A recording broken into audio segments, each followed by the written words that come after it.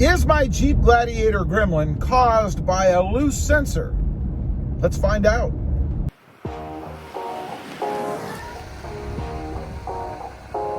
Well, good morning, everybody. How are you today? So, is my Jeep Gladiator Gremlin caused by a loose sensor? You know, that auto stop start or auto stop feature, I guess, that keeps failing in my Jeep Gladiator. I don't know. I got a comment on the channel the other day from a subscriber, and he asked me if I had ever checked the connections for the auto stop sensor, or it's at least part of it anyway, sensor. And I didn't know there was a sensor. I know there's a sensor now. So I asked him, where is this sensor, right? So we're gonna check that. I'll probably actually loosen it up. I might even take it off.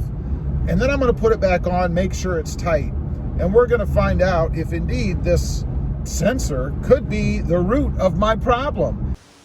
Okay, we're back home. Let's pop the hood, see if we can't locate this sensor, and see if we can maybe put a little magic to it, or maybe bless it or something. I don't know, but let's pop the top, or the hood, I guess. Wouldn't help much to pop the top.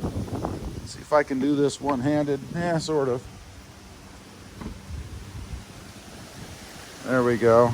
And then we gotta push that up. The old hood struts are working. All right, let's take a look and see what we've got over here. There is something right here. This is, make sure, yeah, this is the supposed sensor right here. So it looks like we'd have to loosen the terminal here and then pull this off. So I know that's probably going to make me lose some settings. I don't know. There's a tag here. What is this? Oh, that shows the second battery system. There we go. Never even noticed that before. Well, there you go. All the times I've been wondering where the second battery is, they actually put something on here to show us where it is, right down here. You guys can see that. There's a little drawing. I never noticed this tag before. But let me get a wrench. I'm gonna pop this off, and in essence see about resetting it. I may go ahead and well, I guess there's no reason to pull it off altogether. So let me grab a wrench. We'll get this loose, pop this off, and see. Okay, it looks like it takes a 10mm wrench. Should have known. It's like the holy grail of the Tacoma anyway. Let's go ahead and loosen this puppy up. Pull it off. See what happens. I am hopeful. Skeptical, but hopeful. All right, there, we've got it off. Here is the sensor. Make sure you guys can see. Yeah, here is the sensor right here. This beast right there, supposedly. Now, there's not really much to tighten on it, really. Although, we could disconnect it. So, I am going to do that. I'm going to disconnect it, just for kicks. And figure out how, well, there we go. So, it's now disconnected. It's just a little push-on kind of deal. And that's it. So, is this the reason for all my trouble? I don't know. Let's see about tightening this up. Take a 10mm as well. Looks like it. It's not loose, I can tell you that. So nothing there is loose. It's possible that the connector wasn't seated properly. Fingers crossed, I don't know. Let's go ahead and reseat the connector. There we go, we've got it on. The wiring, boy, there's not much to that wiring. Look at that. And then where it goes from there, who knows? It goes somewhere. It just kind of runs along the back here, and then up under the firewall, probably to the connector, or the button itself. I'm not sure. Push that a couple more times. There we go. So that's it. Let's go ahead and put this back on. Helpful if you have your battery connected, right?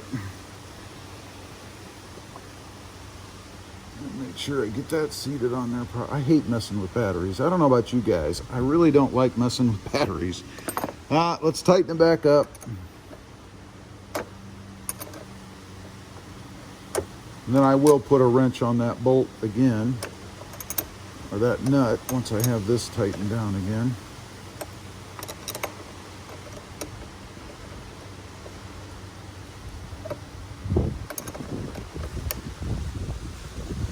All right, that's pretty darn tight. I don't think I can go any more. So let's hit this one more time. Yeah, that's tight. So there's no way that sensor is loose there. So we've got it back on. Now I'm going to jump in the truck. We're going to start it up and see if I've caused any issues. I hope not, other than maybe a couple of things to be reset. We shall see. Okay, that was pretty simple, as you saw. Nothing funky, nothing weird. So unless that connector was loose, I don't know, could be a problem, who knows. But I'm back in the truck, obviously. Let's start it up. Turn you guys around so you can see the gauge cluster. Here we go. Let's start it up and see what happens. All right, we are running. Get rid of that. We are running. I do not have the auto stop deactivated. Let's go for a quick ride and see if it comes on. So far, so good. Okay, we're just going for a quick ride. I'm going to stop here in a second, see if the system turns off. So far, you'll hear the bell ding if it deactivates, but here we go. We're going to stop. There, the truck shut off. So the system is engaged. I have no error messages. I'm going to turn the air back on. I had shut the air off to kind of reduce the amount of draw, I guess, on the battery, so the system hopefully would kick on. And in case you didn't know, if the battery is not charged enough or you're running too much stuff on your truck, that auto stop system will not kick on. Let's take a look at the screen. You guys can see right here, I have no error messages, no loose fuel cap. I did just get gas recently. And then even better, no failure of any kind and no check engine light. Okay, well, we're back home. We did a little test. The system is functioning. It did shut off once while I was driving around, so that's cool. I know that it's on. I didn't mess up the system by disconnecting the terminal and putting it back on, nor did I really expect to. Does this mean it's fixed? No, by no means does this mean it's fixed. I will have to drive the truck several more times just to be sure that that light isn't going to come back on, but fingers crossed that it was just a matter of pulling that sensor. Maybe it reset. I don't know. Maybe the terminal, the plug, was not seated properly and it had a loose connection. You know, hard to say, really. Am I confident that it solved the problem? No, not in any way. I'd be shocked if that's all it took. But you never know. We will see. So stay tuned. Make sure that you check out the future videos, because I will give updates going forward to let you guys know if indeed the failure light comes on again, or if maybe it's solved. I don't know. Anyway, appreciate you guys watching. Leave a comment. Let me know what you think. Did I solve it? I don't know. Also, real quick, check out my other channel. It is Rob Motive, all about my 2020 Toyota Tacoma. Don't forget to click that notification bell so that you don't miss any updates on this ongoing gremlin I have. And do me a favor, smash that subscribe button on the way out. All the cool kids do. Thanks for watching. Stay safe out there.